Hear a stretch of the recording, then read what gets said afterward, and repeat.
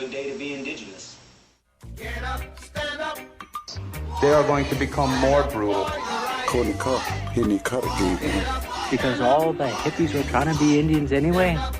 They're going to become more repressive because it's a matter of dollars and their illusionary concepts of power. Hey, Victor. We must live in balance with the earth. And also with recent happenings at Wounded Knee. I am awake. Welcome to Native Roots Radio presents I'm Awake, and I'm your host, Wakanja Hade. Hey, Kadagi to all my friends and relatives in four directions. You are listening to Native Roots Radio presents I'm Awake, and I'm your host, Robert Pilot. Hey, we discuss local and national Native news and events, and as you know, Chujunk, Native issues are human issues, and human issues are Native issues. You are right, Daga. This portion of this show is supported by Native Roots Radio Network on Patreon. Support. Thank you for the round of applause. Support your favorite radio host on Native Roots Radio Network on Patreon. Or your favorite Native whore, as you were. Yeah, I guess. It almost sounded like that. Hosts. Yeah. Plural. Hostesses. Thank you very much. Yeah, hey, a lot going on. Well, before we get into this groovy thing happening on the 13th, I just want to give everyone a big shout out. Great powwow this last weekend at Shakopee. Saw a lot of people that listened to the show, and just want to give a big shout out to them. Great event, and there was other events going on around the area. And before you talk about that, Haley, just want to give a quick shout out to State Representative Heather Keeler, who had a nice little meeting and fundraiser here in in Maplewood, and we got to chat with the Lieutenant Governor, it's always fun to chat with her, and great to see her. And Haley, you made it out there too.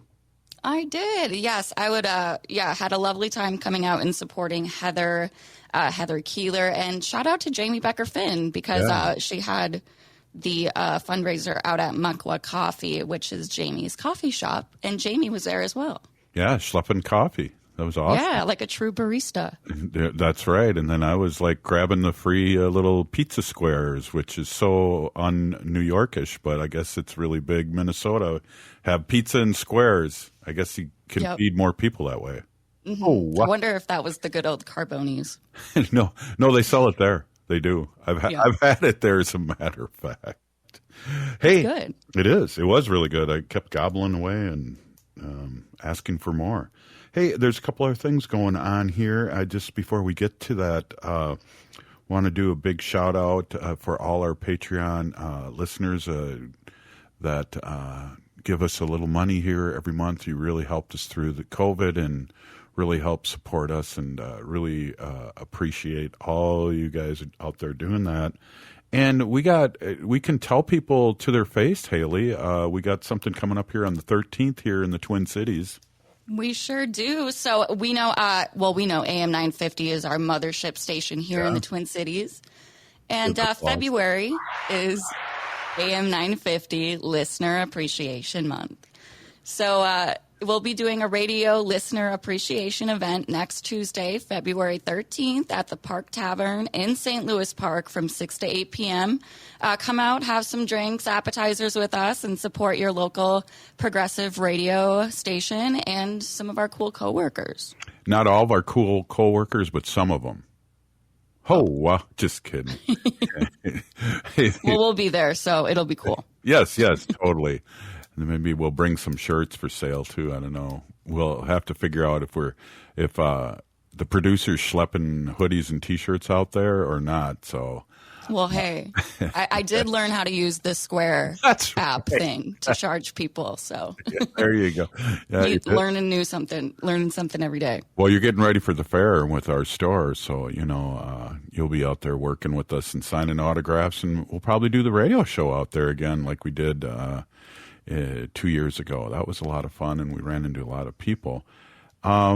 We want to give a big thanks to our listening audience, and we've gotten some responses sent to us via email that there was 20 people that went out to the Lovers Art Market in St. Paul yesterday that heard specifically here on the show and Haley's report on what's going on in the weekend. And we just want to give you guys a shout out, 1, for going, and 2, for mentioning Native Roots Radio, Haley.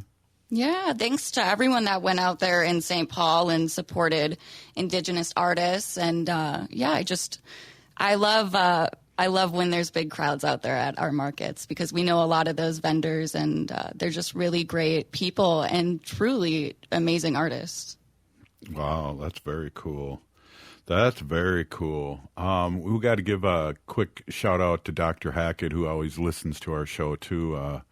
Really, she's one of our best informative guests, and we just want to give her a big shout out too, and her support over the years of Native Roots Radio. But Haley, there was years ago when we first started the show, Wendy and I, and we were on once a week. There was people that wanted to advertise with us that didn't follow or fall into our way of thinking and what we believed in, and we had to say no, thank you, but thanks. And good to say that Dr. Hackett and Howling for Wolves is somebody that we fall in line with and support and always have, and it's great to have the support back and forth. And I know she listens to our show a lot, so I just want to say a big Peeny thank you very much. Yeah, well, Dr. Hackett is just amazing in the way that she advocates for these animals, and these are wolf species here, specifically in Minnesota, is just amazing. And I just wish we had more organizations like Howling for Wolves that were advocating. Every time I hear Howling for Wolves, I go, "Woo!" Get your howl on. But these beautiful animals out there, and we just got to keep talking about those wolf hunts and keep it at the forefront of our legislators' minds. Yeah, definitely. And keep talking about it here, because not always do we align with our government, too. We have a lot of, and, one of the things, too, that I was down in Minneapolis talking to our friends at Native American Community Development Institute, your friend Alex, and we were talking a lot about what's happening now in the election and all the misinformation out there and how frightening it can be with AI, and where Gen Zers like yourself get the news. And I know it's a double-edged sword, because I know you don't watch national news, and then watching national news and corporate news is not good either, because it's so one-sided and visually. I got a quick story, Haley. So years ago, President Reagan, now we're talking the 80s here. Yeah, there was a thing called what was that? Iran-Contra. And that was where secretively the Reagan institution the Reagan presidency was giving arms to people, and Oliver North got involved. Long story short, my point was, they were reporting all these things about the president, and on TV they were showing him come off the plane, wave to people, and smile. So visually, people really didn't hear the story about him. What they saw was a happy, successful president. And there's all these subliminal things that go on in the news that I know you studied when you were in college, but I see as an old person all the time, where it's like, what the heck is going on here? I always tell that story about that big protest on Lake Street in Marshall here in St. Paul for Dakota Access Pipeline. And the local news had a chopper up there. I'm going, great. They're going to show all the people here and all the young, because it was a student-run protest, and have them all show up and look. And what did Channel 4 News do here in Minnesota? They showed half the crowd. Instead of saying thousands of people were on the bridge, they said hundreds, and things like that just bug me. So thank goodness for Progressive Radio, AM 950, Civic Media Network that we're on, and all the other stations we're on Turtle Island. So we just got to say a big Peeny thank you. We're going to have Dr. Stately on next, and this is going to be a rockin' week, Haley. Always is. Yeah, that's right. Hey, this is Native Roots Radio presents I'm Awake, and we'll be right back after this short break. Stay with us. If the statistics say that 1 in 3 Native women and 1 in 6 Native men have experienced sexual assault in their lifetime, it means our whole community is affected by sexual violence. 1 is too many. Don't stand by, stand up. Don't engage in acts of sexual violence, and shut down the dirty jokes, the gossip, the victim blaming and shaming. As a community, we can change the way we respond. Contact the Minnesota Indian Women's Sexual Assault Coalition to attend a workshop to learn more. Sponsored by the Minnesota Indian Women's Sexual Assault Coalition. Life can be hectic. Sometimes the pressure can feel like too much, and the emotions can be overwhelming. Hennepin County's COPE Mobile Crisis Response is here to listen and help you find a way through whatever is going on in your life. Call 612-596-1223 for no-cost crisis support anytime, anywhere in Hennepin County. That number is 612-596-1223. Minnesota has the only original wolf population in the continental United States. And 80% of Minnesotans believe the wolf should be protected. Howling for Wolves is asking Minnesotans to respect our true wildlife manager, the wolf. Their survival is critical to our ecosystems, our communities, and even our economy. As highly intelligent animals with strong social bonds, Minnesota wolves deserve to be protected and admired. Learn more at howlingforwolves.org. Let's live and let howl. Howl! Turn to Auto Technical with your vehicle donation. We have families waiting for a car. You know, over 85% of unemployed are successful in finding and keeping a job if they have dependable transportation. A car plus a job equals a life changed. 612-919-5526. We have families waiting for a car. 919-5526 or autotech.org. Hi, this is Representative Sharice Davids from Kansas. I'm Ho Chunk, and you're listening to Native Roots Radio. And we're back to Native Roots Radio presents I'm Awake, and this is Robert Pilot. This portion of the show is supported by Native American Community Clinic on Franklin Avenue in Minneapolis, honoring health and tradition. Yes, they do. And speak of honoring, we have Dr. Stately here, who is president and CEO of Native American Community Clinic here. And I almost went there to nowhere land there for a second. Welcome, Dr. Stately. Great to see you. You're looking good. Thank you. I appreciate it. So you've been walking? You look like you've lost some weight since last time I talked to you. I do? Yeah. Maybe a pound or two here or there. Well, I've been watching my diet a little bit and walking. I have been walking actually, and I think I told you that I'm going to Scotland next month for a conference. Ooh. No, you didn't tell us.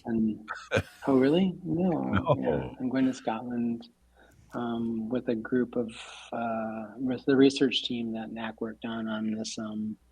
We did a cultural adaptation of smoking cessation app, and we indigenized it and got some really good results in our pilot. So we submitted a paper and it got selected, and I think we're one of either only one or two of indigenous focused presentations. So kind of cool. It's kind of exciting. Wow, that is awesome. Are we getting a news break, or have you been on NPR lately? Neither. I guess we broke it here. That's awesome. You're not getting a news break, and I haven't been on NPR recently. I think I was on like a few weeks ago. I can't remember when. Melissa Olson interviewed me for the encampment thing. So. Oh, yeah. Yeah, well. Yeah, I talked to her for a whole hour, and I only got like 2 lines. Well, here you talk a whole hour, and everybody gets it, and we're really happy to have you on pretty much every week here, and appreciate what you do for the community. It was an interesting weekend, and just to back up what you were saying there, I know, again, one of the camps was moved again, and where our relatives going, and this has gotten to be kind of a sickening dance that we go through and our relatives go through. Yeah, I mean, it's I think the challenging part of all of that is that you know, it's we have not city, county, and state leadership have not yet found a solution to this problem. And it's, it's not to say that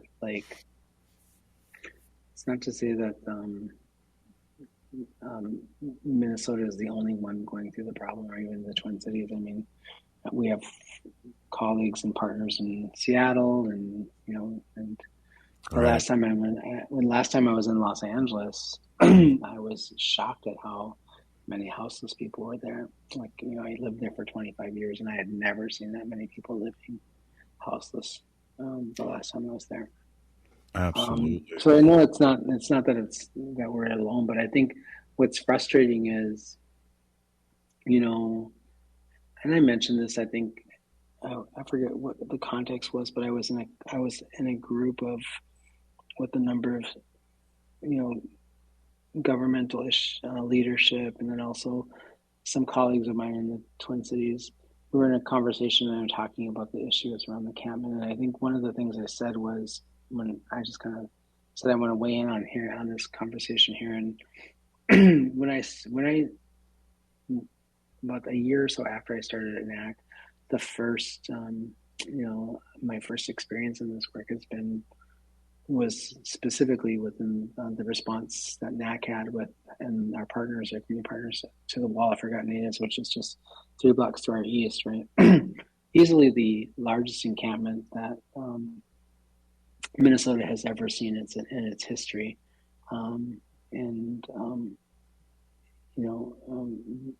bar the removal of Native people, and the forced march of Dakota people probably is the only one that's possibly larger.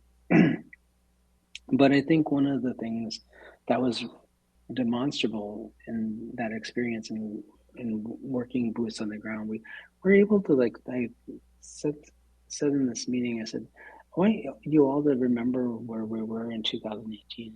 Granted, there was another day in time, and yes, some things are different now. It was before the pandemic, so there were a few other things that sort of are different now that was true in 2018. But we were able, across multiple jurisdictions, so across Hennepin County, the city of Minneapolis, state of Minnesota, multiple jurisdictions, multiple enterprises within those jurisdictions, and community and private philanthropy, and a few other, a lot of other partners, able to come together, tribal, right? Red Lake Nation gave up their land, and where they built their new building in the last couple of years, and they put up a navigation center. They put up the space, and they supported it. And I think one of the challenges is that, we have this lived experience of being able to do a very amazing job of housing our relatives within a very short period of time in late 2018, leading up into the winter of 2018-2019. Collectively, we housed over 400 and some people, and another 100 or so, a couple hundred or 200, 300 lived in the navigation center through the winter, and then we were able to get housed in the spring before the navigation center was dismantled.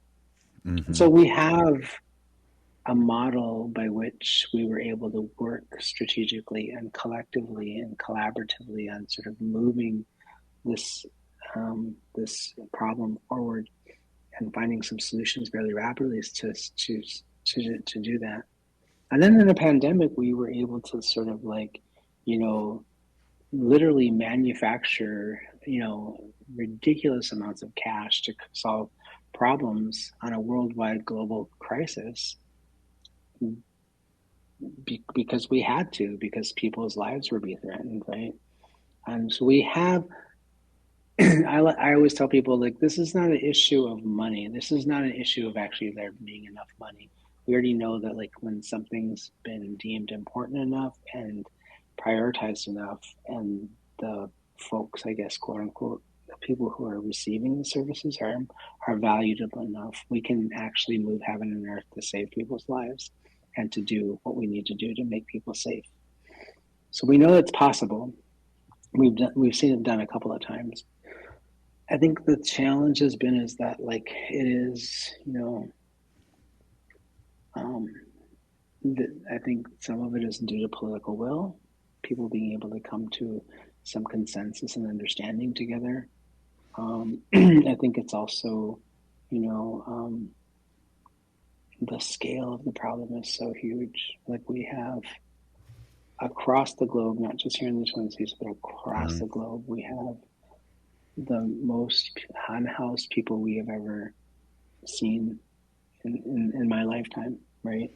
I was talking to somebody the other day, and I was like, I remember being homeless, but I had my parents, within South Minneapolis, I had all my relatives living near me. It wasn't unusual for my mom and my siblings and I to like go from one family's home to another, as she was trying to get stable. And she was a single mother raising 7 children on welfare AFDC at the time. But we had this safety net that existed in our community, and that safety net has eroded over time. It's really,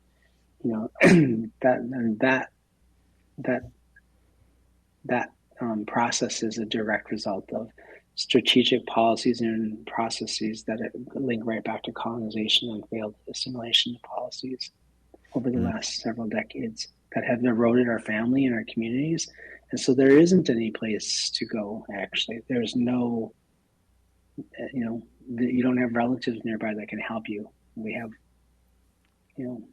poverty and, unaffordable housing at record numbers than we've ever seen before. So the solution to the problem is large, but but the solution is not moving an encampment from one location to another repeatedly over weeks and weeks and weeks, and forcing people to move. They lose their stuff. They lose their contact with people like us who provide services to them, and we kind of remanufacture and recreate the thing all over again. It's really challenging. Yeah, it is, and it isn't like we count couch jumping too as homeless too, even though they are maybe friends and relatives are helping them. We talk a little bit when we come back from break on what can we do, what solutions are there, what can the tribes do, and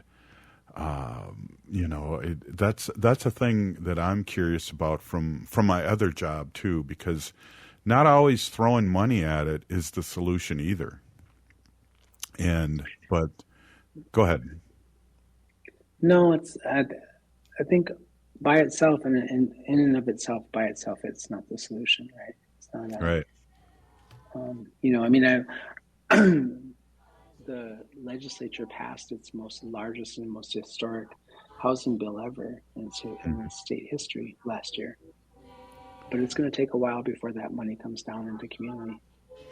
Well, and I was going to say, too, we're going to take a quick break here, but one thing I wanted to touch on, and maybe we can talk a little bit about next segment, and is if the economy's going well, it always trickles down late to the BIPOC people, and we'll talk a little bit about that next, because things are still dire, and there's still a lot of recovery needs to happen here in our BIPOC community, and especially our Native community. Hey, we're here with Dr. Stately, President and Executive Officer of Native American Community Clinic here in the Twin Cities, Minneapolis. We'll be right back after this short break. Signing up for $1 bus and train rides with the Transit Assistance Program, or TAP, is quick and easy. Do it straight from your computer or phone by uploading one of the pre-approved documents listed at metrotransit.org/TAP, along with a copy of your ID. We'll mail you a go-to card with a full year of discounted rides. For questions or translation help, call 612-373-3333. 612-373-3333. The city of Minneapolis is now on Native Roots Radio with Minneapolis AIR. AIR stands for American Indian Relations. Guest host Christine McDonald talks to people about important things affecting the city's Native communities. Minneapolis AIR dives into topics like public safety, public health, elections, and so much more. Tune in to Minneapolis AIR on Native Roots Radio from 5 to 6 p.m. on the second Wednesday of every month, right here on AM 950. Hi, everyone. Matt McNeil here. we have a big announcement. February is AM 950 Listener Appreciation Month. Even though this station has a powerhouse lineup throughout the day, this station wouldn't exist without you, the loyal listeners of AM 950. And we want to let you know how much we appreciate you listening. Thanks to the generosity of our member listeners, we have a few extra tickets to give away for a listener appreciation event. This is a special thank you to you, our listeners. All this week, listen to the Matt McNeil Show, Native Roots Radio, and Ghost Box Radio for your chance to win a pair of tickets to our listener appreciation event, Meet and Greet, on February 13th. There are also chances to win tickets by liking our Facebook page and by signing up for the AM 950 e-newsletter on am950radio.com. Tune into AM 950 throughout the entire month of February for other giveaways, like gift cards to restaurants and more. It's our way of thanking you for being a listener to AM 950. You are appreciated. Thanks from everyone at the Progressive Voice of Minnesota, AM 950. Greg Bakken here. Like you, I love good, fresh, delicious food. So I want to tell you about this treasure in Roseville called Maverick's Real Roast Beef. Maverick's has the best roast beef sandwiches I've ever had. Made fresh every order. Add fries or onion rings dropped in the fryer when ordered, and you have a winning combination. Maverick's Real Roast Beef has a lot more than roast beef, so check out their website, mavericksbeef.com, or check out their restaurant on Lexington in Roseville. If stress, pain, or fatigue are part of your life, then consider that your pain and tension may be indicators of what's amiss in your life, and it's time for a new perspective. At Resolve Pain Guru, we're here to help you reconnect with yourself, release tension and pain, move better, and sleep better so that you can do more of what you love. You have the power to take control of your healing journey with our online 6-week Change Your Pain course. Learn somatic practices to tap into the wisdom of your body and then learn to trust your intuition. Challenge your thinking and embark on a transformative journey with Resolve Pain Guru as your guide, unlocking infinite rewards along the way. Experience the life-changing benefits of somatic practices at resolvepainguru.com. Register for our 6-week Pain Relief Starter Series and start your journey to a pain-free life of joy. That's resolvepainguru.com. resolvepainguru.com. With a look at your AM 950 weather, I'm Patrick Lilia. Tonight, cloudy conditions clear out with a low of 28. Then Tuesday, clouds return with a high of 52. Cafe Latte is unlike any restaurant you've ever experienced. Grab a tray and pick from their award-winning selections of soups, salads, sandwiches, and mouth-watering desserts. Cafe Latte, Victoria Street and Grand Avenue in St. Paul, or cafelatte.com. You're listening to Native Roots Radio. This is Spirit from Reservation Dogs. Get up and listen.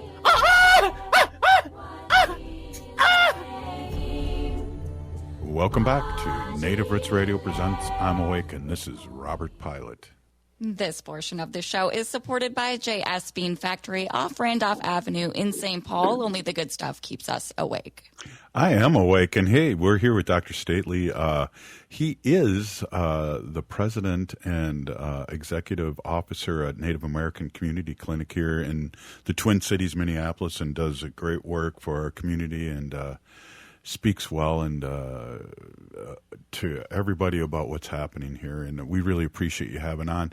That's to kind of wrap up this segment because I think we could do a whole show on it. It's disheartening. I think it's disheartening too to see the movement of, like you said earlier, of these camps and spreading them out and have to start all over again. And there's so many moving issues and parts, and it's just one of the things I feel like is that the economy, when it is up on an upswing, really it lastly hits the upswing, our BIPOC communities. Yeah, I mean, I think part of it is like, you know, it is a very complex problem. Mm-hmm. And you know, like most complex problems, there isn't going to be a silver bullet that just sort of kind of magically solves it. There's a lot of moving parts and a lot of parts that sort of, like, a lot of problems and challenges that have to be fixed, right, and find solutions for. sometimes, and this is, and it happens often, and it's not anyone's fault necessarily, I think, but government and systems, like these systems that serve us, whether they're housing systems or all these governmental entities, they're all parts of large systems that are at work and make decisions based on regulations and laws that have been passed by legislators. And legislators oftentimes are not necessarily even the people that are the most knowledgeable about a particular issue or problem. They have to sort of listen to their constituents and or listen to other people who have expertise, who have their ear and can try to sort of give input into solving a problem. And the problem is, it is very, very complex, and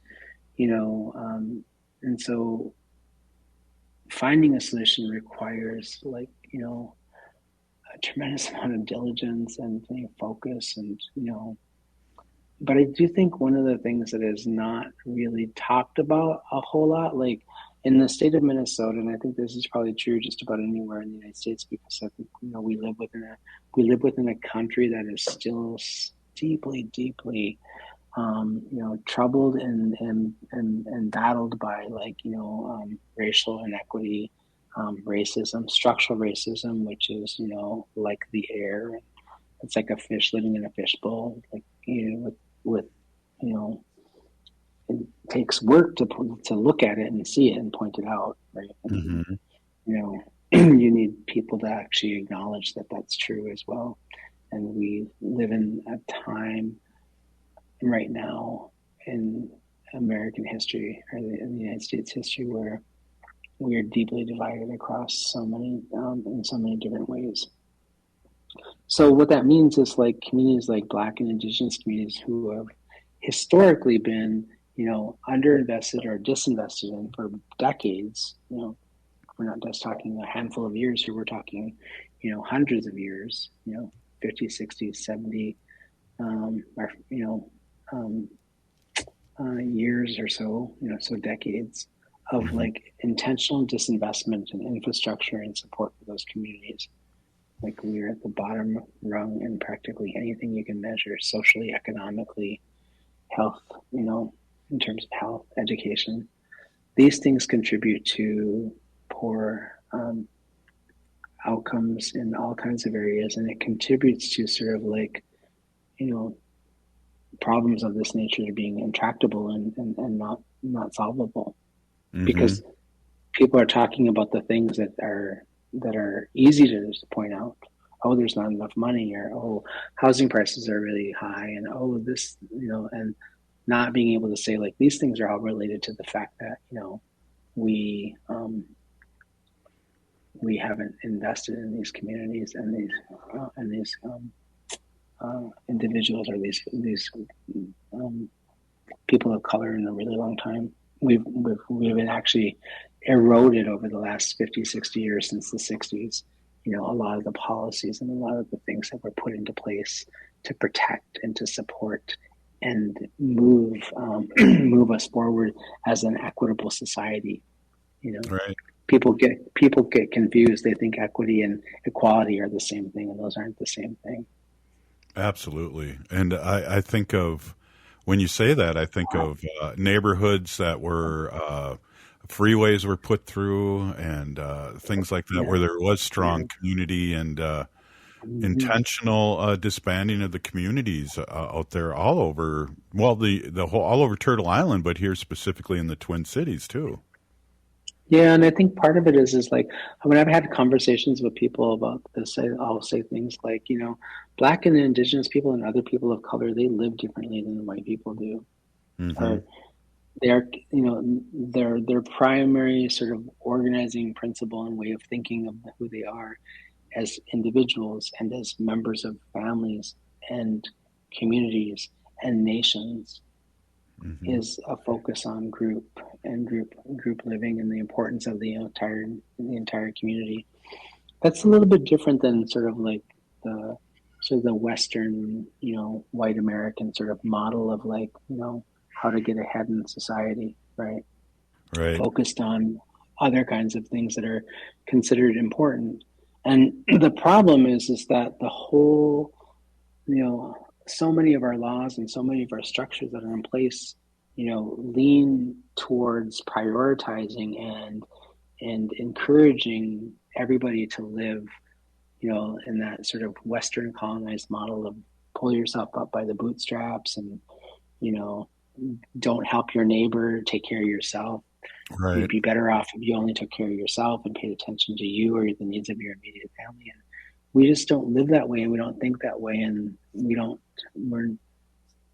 we think we have a different way of measuring health, wealth, and well-being than does the Western world. And so, we live within a system that doesn't value that. So, yeah, we're disinvested in. Right. What a really good point, too. Also, the push of suburbs and suburb living and, outpricing, overpricing, and getting away from the riffraff. I read this really interesting article. I think it was a New York Times article. It might have been an Atlantic Journal article, but last week, and they were talking about how, in the 60s and 70s, white flight into the suburbs. Right. People leaving the inner city and going out to the suburbs to create suburb living, and then over the last 20 years or so, like the investment we've made in encouraging Black and Indigenous and other people of color to move out of the inner city and move to suburbs, like a better life out there where you get a house, a yard, you get a bunch of other things, and in some ways actually encouraging us to live more like white people. Right. Uh-huh. And then that happens. And this article talked about how, like, over the last 10 or 15 years, we've been seeing white people flee from those suburbs to, Brooklyn. Well, to Brooklyn. I don't know to Brooklyn, but like places like, using a Minnesota analogy, would be like, I'm not going to live in Bloomington and Edina anymore. That's, it's getting a little too brown near me. And there's some other issues that come with that. I'm going to move out to, I don't know, New Prague.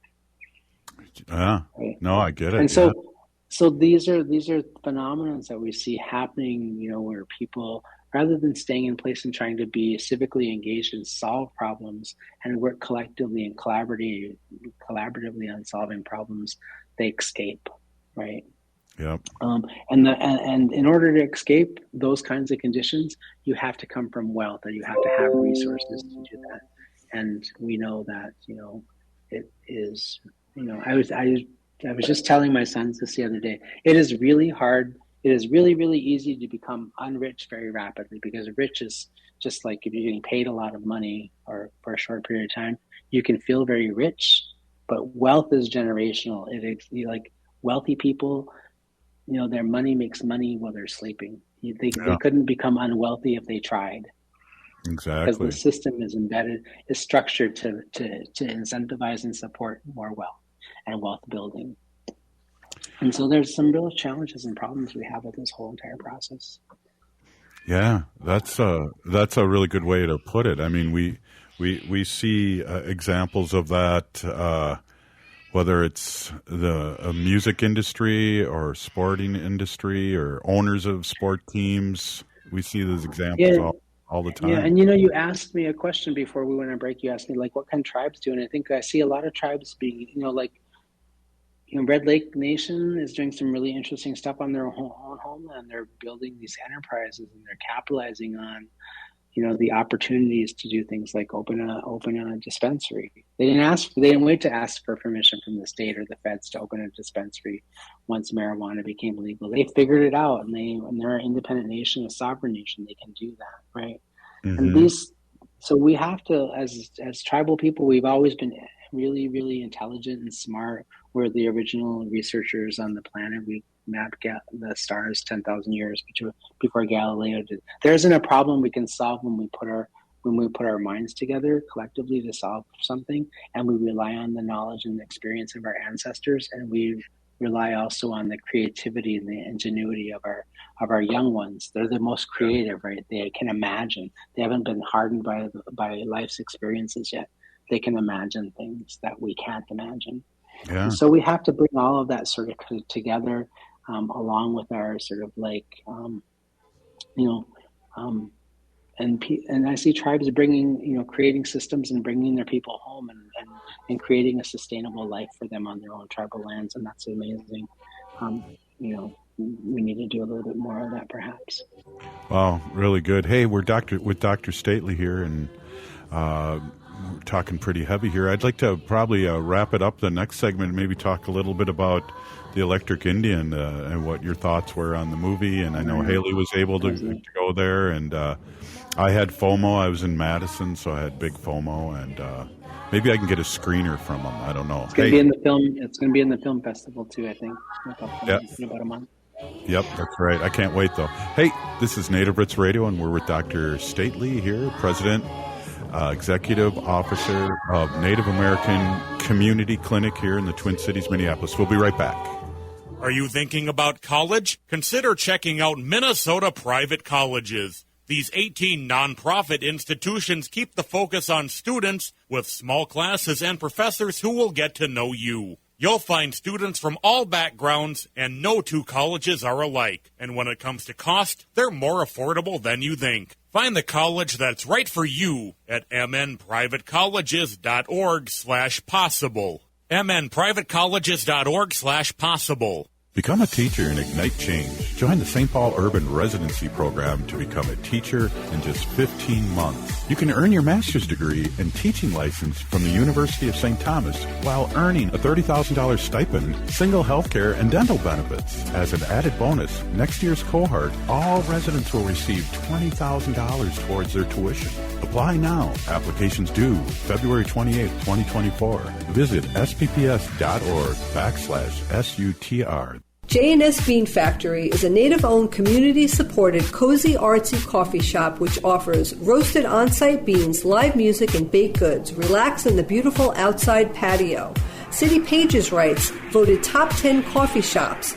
Tucked into a quiet corner of St. Paul's Highland Park neighborhood, this coffee shop roasts beans on-site from the best coffee-growing countries in the world. Located at 1518 Randolph Avenue, St. Paul. The good stuff. The city of Minneapolis is now on Native Roots Radio with Minneapolis AIR. AIR stands for American Indian Relations. Guest host Christine McDonald talks to people about important things affecting the city's Native communities. Minneapolis AIR dives into topics like public safety, public health, elections, and so much more. Tune in to Minneapolis AIR on Native Roots Radio from 5 to 6 p.m. on the second Wednesday of every month, right here on AM 950.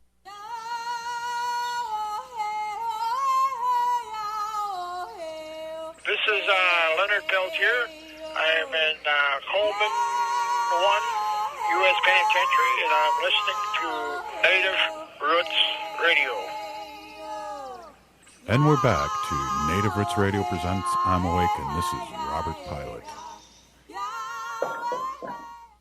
This portion of the show is supported by Howling for Wolves, protecting wolves for future generations.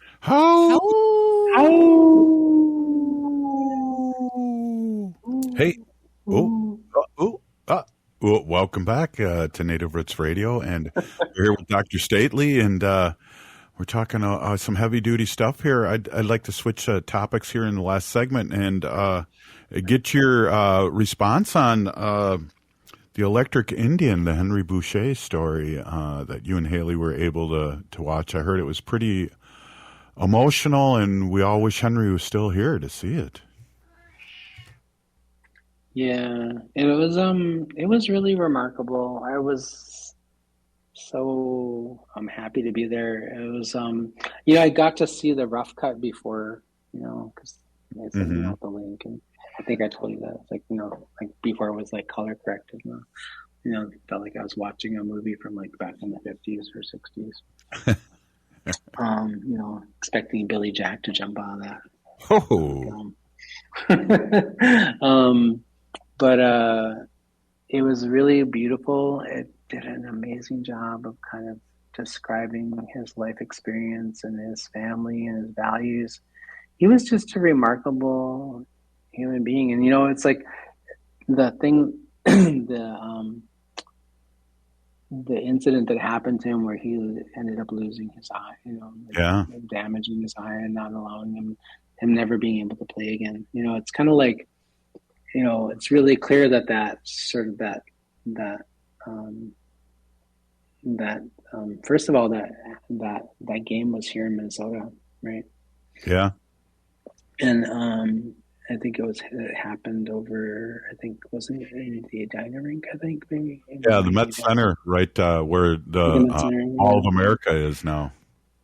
Yeah, or some Bloomington or Richfield. But anyway, it was like really remarkable to me because it stood out. I've heard the story and things like that, but watching all of the lead up to that incident and happening, and it's like he's having this amazing career, and he's just he's on fire. He's like, he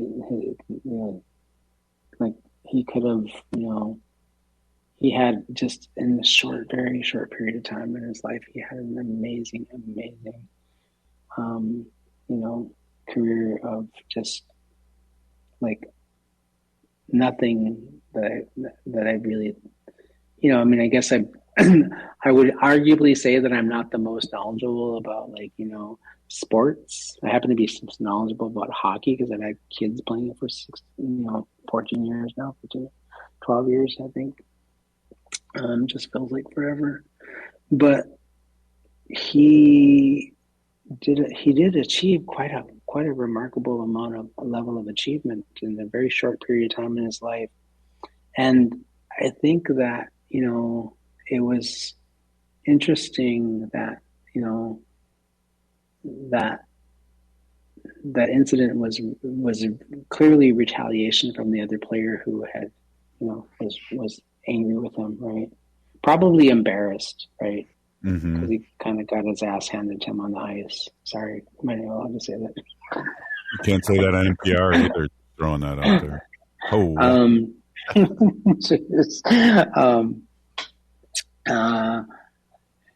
And probably racially motivated, right? Yeah. In the early 70s, I think, right? So it's kind of like, and it was like, I remember that moment in the film where it was like, and, he, the county attorney, charged the other player with, assault, a criminal offense. And the jury, not surprisingly, probably an all-white jury too at that, right? Acquitted him, threw the case out. Yeah. I'm like, this is like, it's just,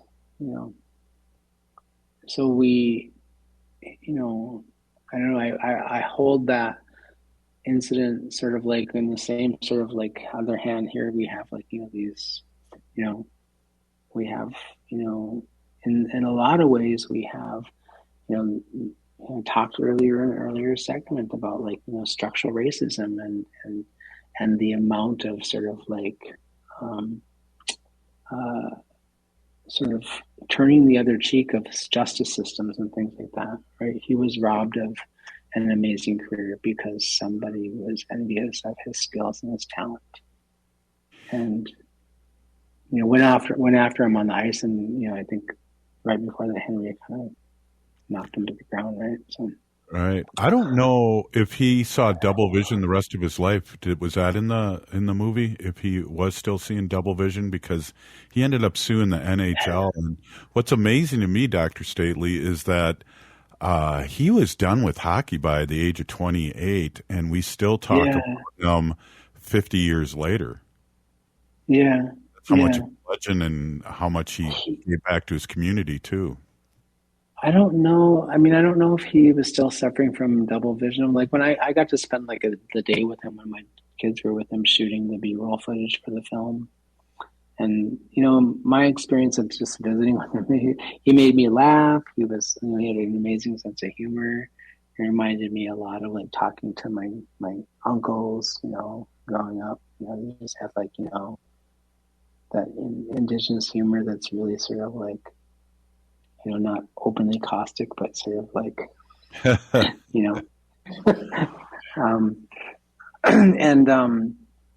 he was so generous with his time. He didn't just, I had to ask him things about his life to have him talk to me about the things that he wanted to. He asked me about my kids first and how long have they been playing, and he saw them skating. He was like, your sons are very good skaters, remarkable.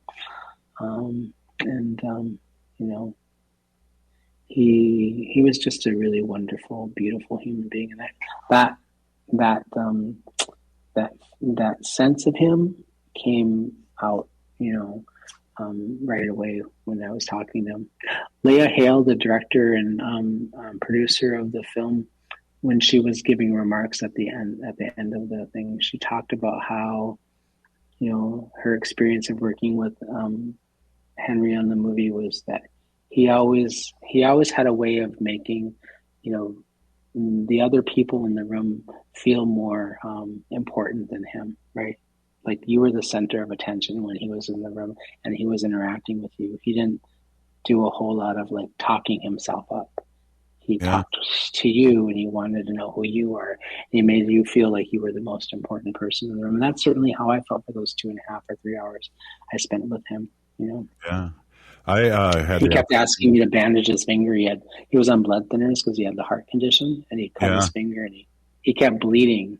There was like even shots of if you look closely in some of the B-roll film, you can see the blood on the ice. But he was like, "You're a doctor, help me." I was like, "I'm really not that kind of doctor. All I can do is just keep putting Band-Aids on it until you hold your hand up."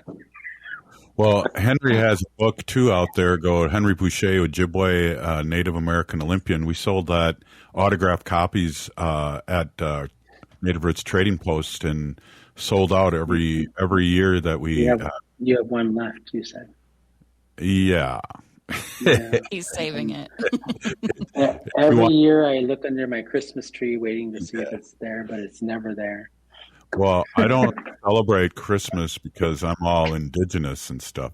JK. Hey, but he was still really, really involved with I got to meet him with Clyde when they were working on the mascot stuff, and he was really involved with that, and he was a big name to be there, and been on the show many times, and I will miss him because we talked pretty frequently, and there's he was.